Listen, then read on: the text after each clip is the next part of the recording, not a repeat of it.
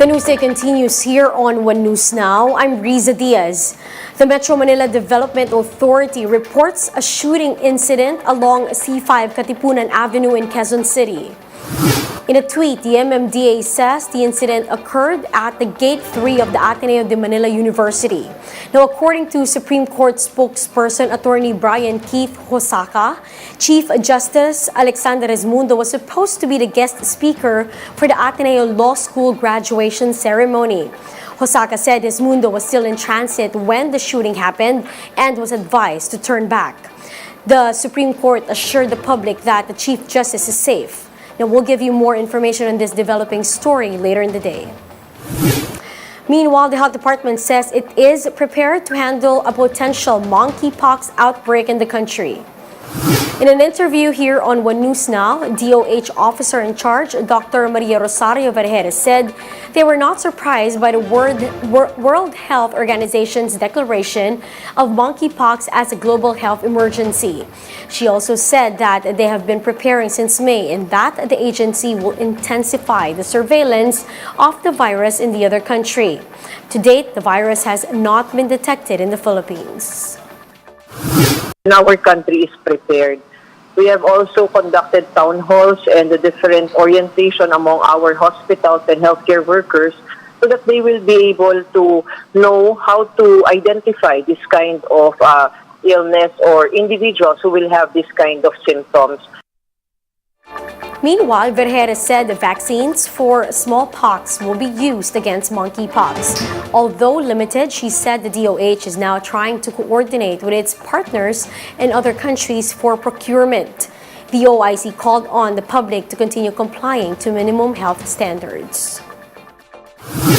Disease is spread by physical contact or direct contact with a person having these symptoms. So we should have intensive surveillance. I guess we should be able to continue our minimum public health standards by always wearing the mask, by always washing our hands, by always seeking early consultation when they have the symptoms already.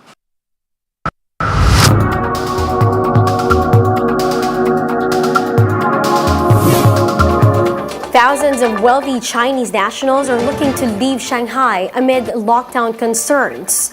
The details in this Bloomberg video. Very interesting development in Macau late yesterday. So obviously they're about to reopen the casino sector there, which is the bulk of the economy, obviously being welcomed as cases really are coming down. But still an interesting tweak in the way they're deploying the mass testing there.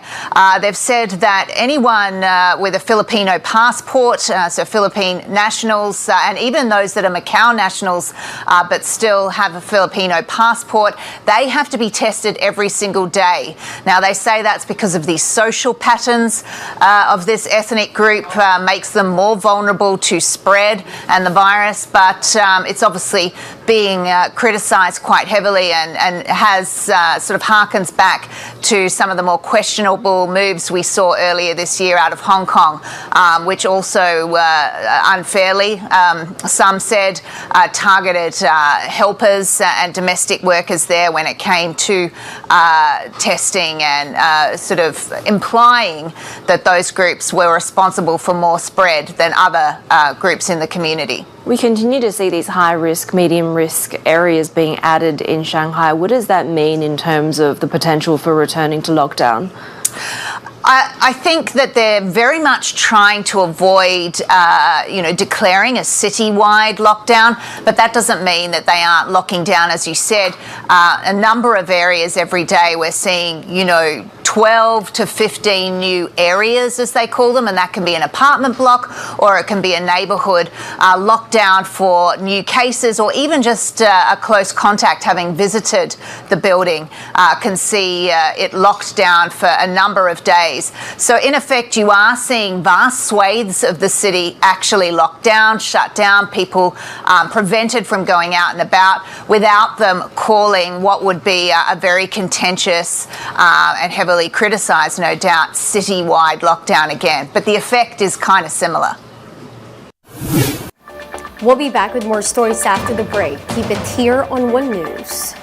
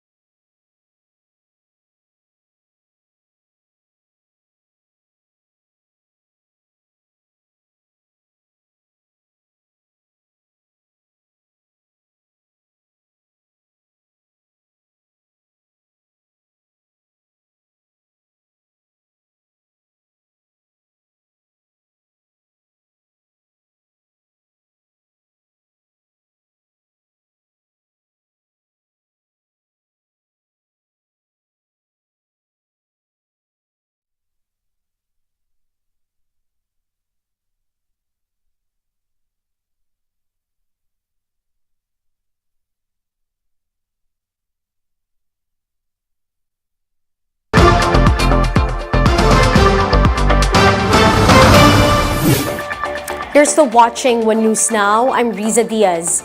The Quezon City government has announced its rerouting plans for President Bongbong Marcos's first State of the Nation address on Monday.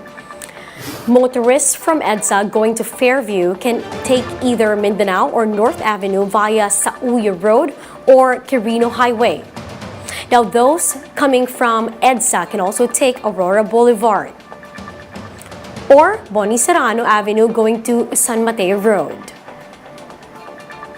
Now, individuals from C5, meanwhile, can take the FVR Road.